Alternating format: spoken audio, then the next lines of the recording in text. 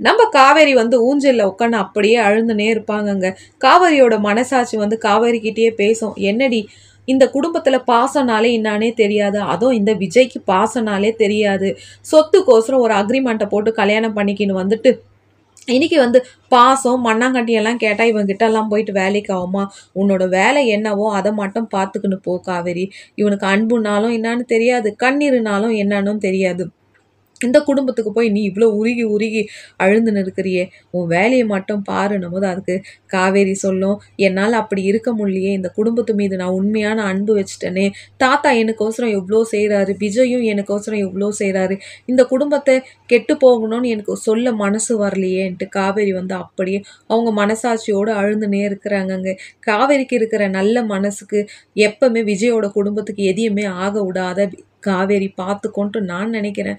விஜயும் காவேரியும் ஒண்ணு சேரன்றவங்க லைக் பண்ணுங்க, கமெண்ட் பண்ணுங்க ஃப்ரெண்ட்ஸ்.